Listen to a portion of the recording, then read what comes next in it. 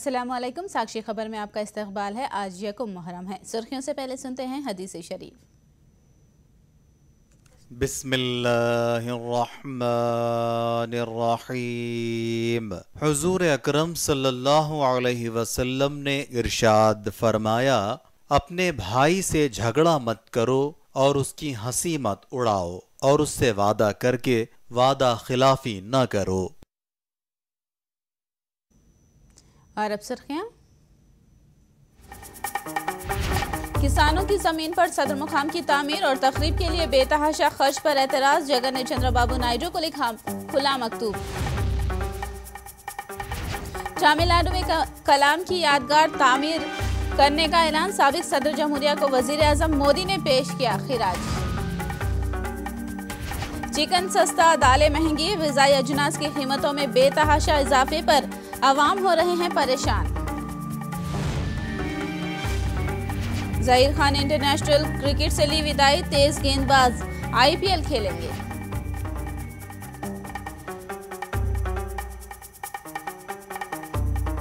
और अब तफसील। इस्लामी कैलेंडर के मुताबिक आज माह मुहर्रम का आगाज़ हो गया है। आज से इस्लामी साल की शुरुआत होती है। माह मुहर्रम की फजीलत व अहमियत के बारे में मौलाना रिजवानुल हमूमी ने कुछ यूँ बयान किया है। मुहर्रम का ये पहला दिन हुज़ूर नबी करीम सल्लल्लाहु अलैहि वसल्लम के खलीफा हज़रत उमर इब्न ख़त्ताब रज़ी अल्लाह तआला अन्हु की शहादत का दिन भी है।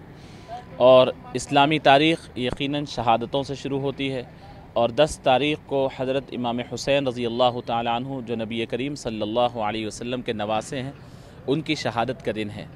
इस्लामी तारीख़ में नबी करीम सल्लल्लाहु अलैहि वसल्लम के दौर अक़दस से पहले ही से मुहर्रमुल हराम एक इंतहाई हुर्मत वाला और अल्लाह रब्बुल इज़्ज़त के फ़ैसलों की अज़ीम तरीन फ़ैसलों की तकमील का महीना करार पाया।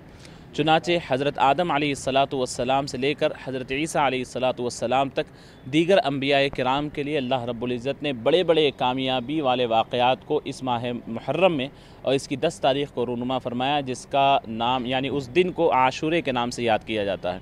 इस्लामी तारीख़ में भी आशूरे के दिन को यानी आशूरे दिन का रोज़ा रखना ये ज़रूरी करार दिया है। ग़िज़ाई अजनास की कीमतों में इजाफे ने अवाम को परेशान करके रख दिया है। ख़ास तौर पर दालों की कीमतों में इतना भारी इजाफा हो गया है कि दाल महंगी हो गई है और चिकन सस्ता हो गया है। इन दिनों तुअर की दाल लगभग 200 रुपये फ़ी किलो मिल रही है तो चिकन फ़ी किलो 100 रुपये मिल रहा है। ग़िज़ाई अजनास की कीमतों में बेतहाशा इजाफे ने आम आदमी का जीना दो भर कर दिया है। ग़िज़ाई अजनास, सब्जियों और खुर्दनी तेल की कीमतों में इजाफे को लेकर आवाम काफ़ी परेशान है। कीमतों में इजाफे से गरीब आवाम के साथ साथ मुतवस्सित तबका भी परेशान है। दालों, तेल और प्याज और सब्जियों की कीमतें आसमान को छू रही है। ज़रूरी अशिया की कीमतों में हर महीना इजाफा ही होता जा रहा है। हम अगर दालों की कीमतों में इजाफे की बात करें तो तुअर की दाल की कीमत में बेतहाशा इजाफा हुआ। तुअर की दाल पिछले महीने फ़ी किलो 140 से 145 थी और अब तुअर की दाल 180 से 200 रुपये फ़ी किलो मिल रही है। तुअर की दाल जो आवाम की अक्सरियत इस्तेमाल करती है, इसकी कीमत में इजाफे से आवाम काफ़ी परेशान है। చాలా రేట్లు పెరిగిపోయినాయి. అంత రేట్లుంటే రోజు తినేవాళ్ళు కదా పప్పు. మధ్యతరగతి వాళ్ళకి చాలా కష్టమవుతుంది.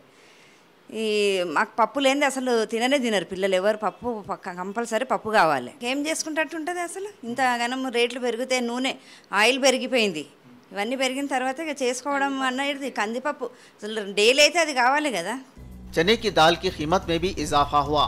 चने की दाल की कीमत 69 रुपये फ़ी किलो से बढ़कर 79 रुपये फ़ी किलो हो गई। साबित मूंग 90 रुपये से बढ़कर 110 रुपये फ़ी किलो हो गई। फल्ली की कीमत 120 से बढ़कर 130 रुपये फ़ी किलो हो गई। लाल मिर्च की कीमत में भी इजाफा हुआ। लाल मिर्च 110 रुपये से 140 रुपये फ़ी किलो मिल रही है। महंगाई ने आवाम को ये सोचने पर मजबूर किया है कि आखिर खाएं तो क्या खाएं। కందిపప్పే కాదు, మినపప్పు, మొన్నటి వరకు ఉల్లిగడ్డ, ఆకుకూరలు, కాయగూరలు అన్నీ కూడా పిరమవుతున్నాయి. చాలా పొద్దున్న లేచి పిల్లలకు టిఫిన్లు ఏం వండాలనో టైం తీసుకోవాల్సి వస్తుంది, ఆలోచన చేయవలసి వస్తుంది. ఈ రేట్లు ఉంటేనైతే చాలా కష్టమవుతుంది. ఇప్పుడు మీరు రేట్లు ఆలోచించి మధ్యతరగతి ఉన్న వాళ్ళకు అందరికీ కూడా మంచిగా అందుబాటులో ఉండేటట్లు చేయాలని మా మనవి. दालों की कीमत में इतना इजाफा हो गया कि दाल के मुकाबले चिकन सस्ता है। तुअर की दाल लगभग 200 रुपये फ़ी किलो मिल रही है, तो वहीं चिकन 100 रुपये फ़ी किलो मिल रहा है। अवाम ने हुकूमत से कीमतों पर कंट्रोल करने के लिए इक़दाम करने की मांग की है। ब्यूरो रिपोर्ट, साक्षी न्यूज़। हैदराबादी बाजार में दालों की कीमतों में अचानक बेतहाशा इजाफे से एक तरफ अवाम तो दूसरी तरफ दुकानदार भी परेशान हैं। अवाम का कहना है कि महंगाई के सबब अब वो दाल खाने से भी महरूम हो रहे हैं, जबकि फ़रोख्त न होने से दुकानदार भी परेशान हैं। आने के खरीदी की वजह से निकला तो जो है दालों के रेट इतने बढ़े हुए हैं कि हद से ज़्यादा है। गरीब आदमी कैसा खाएंगा? दाल खाना भी नहीं खाएंगा तो फिर क्या कैसा जीएगा? इसके तरफ हुकूमत को ध्यान देना चाहिए। प्याज के रेट भी बहुत बढ़ गया। प्याज के रेट भी अभी थोड़ा कम हुआ, लेकिन 1-2 महीने से रेट वही चल रहा। ऐसा रहा तो गरीब आदमी कैसा जीएगा? हुकूमत को चाहिए कि इसके तरफ गौर करे, इसके खिलाफ स्टेप ले। प्याज का रेट जो है ना 50-60 रुपये बिक रहा, 20 रुपये बिकने का, 10 रुपये 15 रुपये बिकने का, 60 रुपये बिक रहा प्याज का रेट। कई को ऐसी महंगाई बढ़ गई सो है। बोलिए चने की दाल जो है 70-80 रुपये बिक रहा सो है माल। तुअर की दाल जो है 180-82 रुपये है, और माश की दाल जो है ना 180 रुपये है। बोलिए क्या खाएंगे पब्लिक जो है? बोलिए एक दाल पे ही भरोसा था, वो भी जो है गवर्नमेंट जो है ना दाल इतना महंगी कर दी दाल। प्याज तो जो है हर साल में डालते, प्याज का तो रेट तो दुनिया का आसमान छू गया सरका है। वो दाल के रेट इतने बढ़े हुए, कोई आम आदमी खा नहीं सकता। गरीब किसान कैसा खाएंगे? गरीब खा ही नहीं सक रहा। सबके रेट बढ़े, हर दाल के रेट बढ़े हुए। तुअर की सर गरीब लोग तो तुअर की मसूर की खाते, तुअर की दाल तो बहुत रेट बढ़ा हुआ है। दालों वगैरह के रेट अभी 8-10 दिन में इतने बढ़ गए कि गिराक खाली दाम पूछते ही भाग जा रहा। और दूसरे प्याज है, चावल है, और तुम्हारे ऑयल है, घी है, तेल है। तेल के दाम अभी 5-5 रुपये पैकेट बढ़ गए। हर चीज़ के दाम बढ़े हैं। तो हमारा सेल भी बहुत फ़र्क पड़ गया था। आधे को आधा फ़र्क पड़ गया। बैठे रहते हम मक्खियाँ मारते, गिराक भी नहीं है हमारे पास। जगन मोहन रेड्डी ने एपी के वजीर आला चंद्रबाबू नायडू के नाम खुला मकतूब लिखा है। उन्होंने कहा कि सदर मुकाम अमरावती के संगे बुनियाद का दावतनामा उन्हें न भेजें, जिसके लिए उन्होंने 8 असबाब दर्ज किए हैं। इसके बाद भी दावतनामा भेजकर न आने की शिकायत न करने की बात कही। मकतूब में उन्होंने इल्ज़ाम लगाया कि किसानों से जबरन अराजी हासिल की गई है, जिसके खिलाफ हड़ताल करने पर भी हुकूमत ने कोई रद्द-ए-अमल जाहिर नहीं किया। जगन ने इल्ज़ाम लगाया कि ज़ाती जायदाद के मुमासिल गरीबों की अराजी हड़प ली गई। बदउनवानियों से कमाई गई रकमों से रियल एस्टेट की तिजारत करने का इल्ज़ाम लगाया। गरीबों का पेच मार कर खानगी और सिंगापुर की कंपनियों को मनमानी अंदाज में अराजी तकसीम करने पर जगन ने बरहमी का इजहार किया है। बेनामी जायदादें खरीदने से मुताल्लिक़ जगन ने सवाल किया। अवामी जज्बात और ग्रीन ट्रिब्यूनल की हिदायत को खातिर में न लाने का इल्ज़ाम लगाया। महज संगे बुनियाद तकरीब के लिए 400 करोड़ रुपये अवामी दौलत ज़ाय करने का उन्होंने इल्ज़ाम लगाया। उन्होंने रिमार्क किया कि हुकूमत असल में अवामी दारुल हुकूमत तामीर ही नहीं कर रही है। जगन ने मकतूब में वाज़े किया कि इतने बड़े स्कैम का वो हिस्सा नहीं बन सकते। आंध्र प्रदेश को खुसूसी मौक़िफ़ देने के मामले में मरकज़ और रियासती हुकूमतों ने अवाम के साथ धोखा किया है। पार्लियामेंट में किए गए वादे पर अमल नहीं किया गया। ये बात वायएसआर कांग्रेस पार्टी के सदर जगन मोहन रेड्डी ने ANI से बातचीत करते हुए कही। जगन अपनी भूख हड़ताल के इख्तिताम के बाद बात कर रहे थे। Why is it that we've gone on a hunger strike for 7 days? Why is it that we've been expressing our protest? It's because while the state was bifurcated on the floor of the parliament, the ruling party as well as the entire opposition, whole of the opposition and the ruling party, both of them have come together, both of them came together and they have voted for bifurcation with a promise on the floor of the House that they would give special category status. Now, if that very parliament, the word given in that very parliament by the ruling party as well as the opposition party, if that word is not adhered to, breached, then where is the Parliament's credibility? This is our primary question what we're putting forth. See, if special category status was, that day special category status was given, because everybody felt, the ruling party as well as the opposition, all of them felt that the state has been deprived. The state has been deprived of Hyderabad, what constitutes 60% of the revenues, what constitutes 95% of software jobs, what constitutes 70% of manufacturing, what takes place in and around Hyderabad. Because this Hyderabad was being removed, because this Hyderabad was being given, was removed from Simandra against the wishes of the people of Simandra, and because the state would suffer severely because of this, special category status was promised. And now that is not being given. Now these people speak about a special package in return. I seriously don't understand. How is it fair? See, what these people speak about as special package, it is nothing but during the bifurcation, while the state was divided, they said the state is being deprived, so we would give various things to the states. They said they will build Polavaram.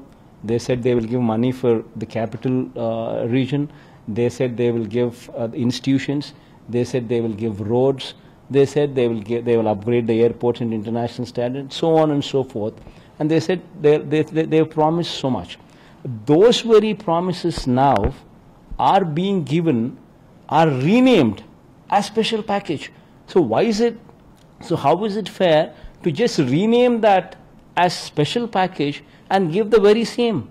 And while doing so, you are also denying me the special category status. On one side you deny, on the other side you are lying and cheating. पुलावरम की तामीर न की गई तो रियासत को ही नहीं बल्कि मुल्क के साथ धोखा करने के मुमासिल होगा। साबिक एमपी मोंडावली अरुण कुमार ने ये रिमार्क किया। पुलावरम को कौमी दर्जा देने के बाद एक राहत मिली थी। मुंडावली ने वाज़ेह किया कि ग़िज़ाई तमानियत चाहिए तो पुलावरम प्रोजेक्ट की तामीर नागुज़ेर है। उन्होंने कहा कि जगन की हड़ताल बाबू के खिलाफ ख़तई नहीं थी। उन्होंने कहा कि इस हड़ताल को बाबू को बतौर मौका इस्तेमाल करना चाहिए था। साबिक एमपी ने सवाल किया कि हड़ताल को ड्रामा करार देने वाली हुकूमत ने हड़ताल को ज़बरदस्ती क्यों ख़त्म करवाया। राजमंड्री में उन्होंने मीडिया से बात करते हुए इस ज़िमन में हुकूमत से माफ़ी मांगने का मुतालबा किया। स्पेशल कैटेगरी स्टेटस విషయానికి వస్తే నాకు అర్థం కాని విషయం ఏంటంటే జగన్మోహన్ రెడ్డి నిరాహార దీక్ష కూర్చున్నాడు. అదేమి చంద్రబాబుకు వ్యతిరేకం కాదే. వాడుకోవాలి చంద్రబాబు నాయుడు వెళ్ళి గొడవగా ఉందండి మా స్టేట్లోనూ అపోజిషన్ పార్టీ వాళ్ళు దీన్ని ఎక్స్‌ప్లాయిట్ చేస్తున్నారు, వెంటనే ప్రకటించండి లేకపోతే నాకు చాలా ఇబ్బందులు వచ్చేలా ఉన్నాయని చెప్పి వాడుకోవాలి. ఎప్పుడు నేను నా జీవితంలో చూడలేదు నిరాహార దీక్ష కూర్చున్న వాడి మీద ఆ కాజు తప్పనో లేకపోతే నిరాహార దీక్ష పేరు చెప్పి వైలెన్స్లు చేస్తున్నారనో యాక్షన్ తీసుకోవడం చూసాం. కానీ నిరాహార దీక్ష కాదు ఇది, షుగర్ లెవెల్స్ పెరిగాయని సాక్షాత్తు కేబినెట్ మంత్రులు, రాష్ట్ర కేబినెట్ మంత్రులు ప్రకటించారు. ఇంకా శ్రీనివాసు, పత్తిపాటి పుల్లారావు, యనమల రామకృష్ణుడు గారు ఇలాంటి వాటిలోకి రాడు. అసలు ఇటువంటి పెట్టి డిస్ప్యూట్స్లో కానీ రాడు. నిన్న పేపర్లో యనమల రామకృష్ణుడి చేత కూడా ప్రకటింపజేశారు ఇదంతా డ్రామా, ఇది జగన్మోహన్ రెడ్డి చేస్తున్నంత డ్రామా అని. నాకు అర్థం కాని విషయం ఏంటంటే మొన్న ప్రకటించారు డ్రామా అని,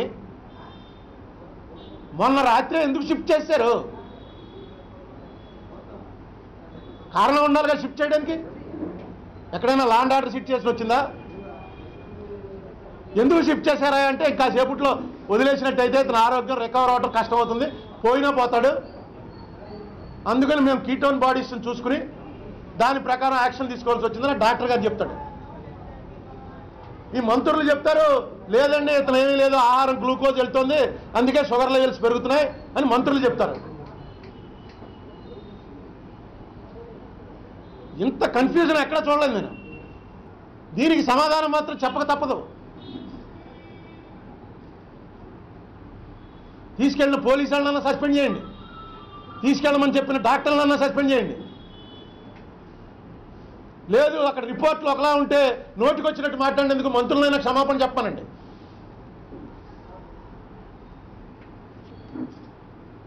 ఒక కాజు మీద కూర్చున్నప్పుడు ఆ కాజును చూడాలి, కానీ ఆ కాజు చేస్తున్నటువంటి మనిషి ఎలాంటి వాడు అనేటువంటి ఆలోచన చేసే స్థాయికి రాజకీయాలు దిగజారిపోవటం మంచిది కాదు.